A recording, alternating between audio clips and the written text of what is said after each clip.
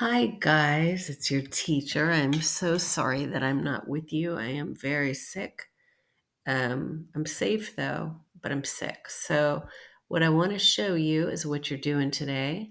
Um, so, your final essay is due at the end of this period.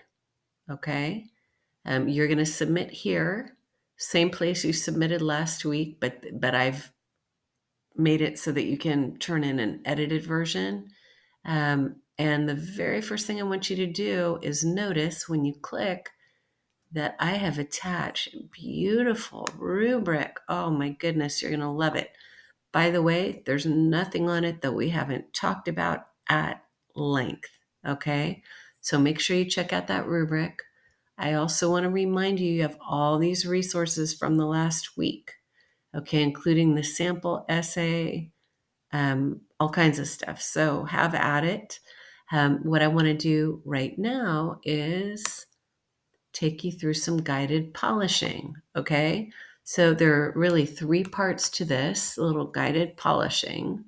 Um, and your substitutes, Mr. Bremer or Mr. Bronstone, depending on which period you are, will stop the video and you can actually take some time to do the things I'm asking you to do. So here we go.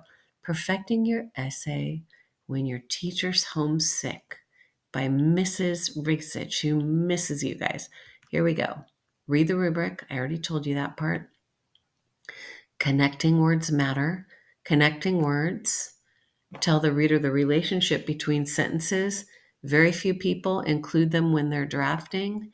They're things that we see the need for as we go in a second, third, fourth time. They're words like so, but, in other words, on the other hand, because. They make a massive difference. I don't know about you, but often I put the word and, but and is the wrong word. And I have to go back and revise. So here you go.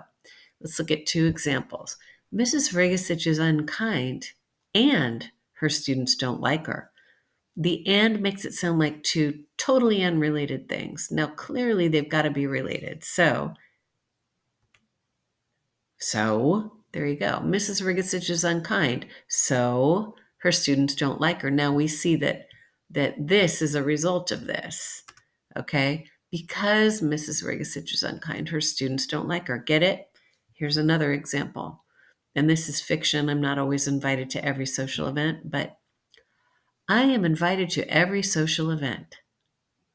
I am confident that I am what people refer to as popular.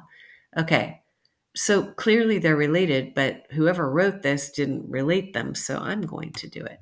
Because I am invited to every social event, I'm confident that I am what people refer to as popular.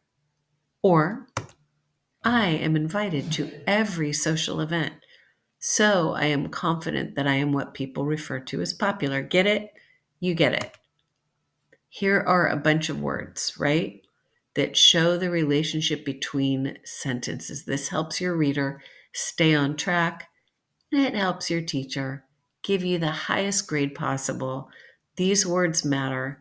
What I want you to do right now is Mr. Bremer or Mr. Bronstone, please stop the video. And I want students to take 15 minutes to look at their essays and add connecting words and phrases where they're needed. So stop the video now. Hello again. Now we're going to talk about pronouns. They don't always say what you mean. Don't say this shows in your essay. This doesn't mean anything. It's a pronoun. So frequently, what the this refers to is unclear to your reader. Don't say this or it or that or any other pronoun when you can actually name the thing the pronoun stands for. Example: Tony slapped Roberta when they were arguing over the houseboat. I do respect you, Tony said. This shows that Tony's a hothead. Wait, what? What shows? Arguing about the houseboat? Saying he respected him? Slapping him? Okay, so check it out. This is much better. Tony slapped Roberta when they were arguing over the houseboat. I do respect you, Tony said. Tony's violent outburst shows that Tony is a hothead. Much better. Now, we're going to ask Mr. Bremer and Mr. Bronstone to stop the video, pause it again. And if I were you, since you're working in Google Docs, I would search for all the thises, all the it's, even the that's. Okay. And every time I see the word, one of these pronouns in my paper, I would ask myself, can I replace the pronoun with something more specific? If I can, I will. Okay. Pause the video here. Hello. We've talked about this before. The secret magic of reading aloud. When you read aloud, you catch errors. Ever been dinged for a run-on sentence, also known as a comma splice? Raise your hand if you have ever had a teacher mark you down for run-on sentences. Seriously, raise your hand. Look around the room. Okay, so it's a thing. How about fragments? Same thing. One easy solution is to read your work aloud. Excuse me, guys. Read your work aloud and obey the punctuation. If there's no comma or period, your voice can't do anything but read on. No stopping, no change of tone, no nothing. When you read, you must obey each comma and period. This will help you locate and fix wonkiness. Finally, there's a big difference between what your voice does when reading a comma versus a period. With a comma, your voice hesitates and changes tone but does not fully break, meaning you can go on, never coming to a period, which is weird. I need to breathe. Help me, someone. This is dumb. Okay, I did that on purpose to show you what happens when you need a period but you put a comma instead. I'm telling you, this is the easiest way to improve your punctuation and your sentence structure. With a period, your voice fully breaks, meaning you're done. If you don't want to be done, don't put a period. Okay, this is an example from AP Language, and I messed with the punctuation just to make a point. Just go with it. Indeed, Gandhi builds upon his connection with the British by using respectful, dignified language, for instance, rather than demanding that Irwin revoke the salt. Act, Gandhi uses the phrase, I invite you. Gandhi does so in order to establish that he respects them and their power. Okay, how weird does that sound? Doesn't even make sense. This is the one I really hate. There's no punctuation. Indeed, Gandhi builds upon his connection with the British by using respectful, dignified language, for instance, rather than demanding that Irwin revoke the SALT Act. Gandhi uses the phrase, I invite you. Gandhi does so in order to establish that he respects them and their power. Sorry, I had to take a breath. Check this one out.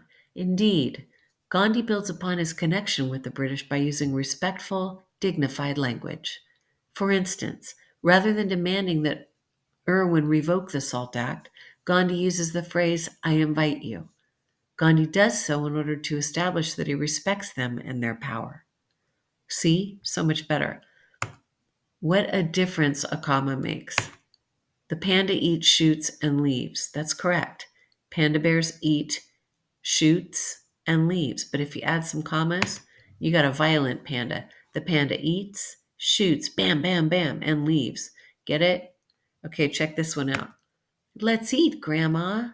Remove the comma, and you've got let's eat, Grandma. Now that's just gross. Okay, so now what I want you to do is pick a partner, and as ridiculous as you're going to feel, I want you to read your essay aloud, obeying the punctuation. You will find when you do this that things sound weird. Feel free to say, give me a sec, go back, reread a sentence, figure out where the problem is, and fix it. Your partner's role is really just to sit there and be an audience for you. You read to him or her or them, they read to you. Okay. And so I imagine that you need about 20 minutes for this. So the video's about to be over. I just want to say I miss you. You've got this. Turn it in by the end of the period. I hope to be back this week. I don't know right now. I've got a high fever and I can't swallow. So I hope you guys are all well. Just know that I miss you and I'll be back the second I'm able. Take care.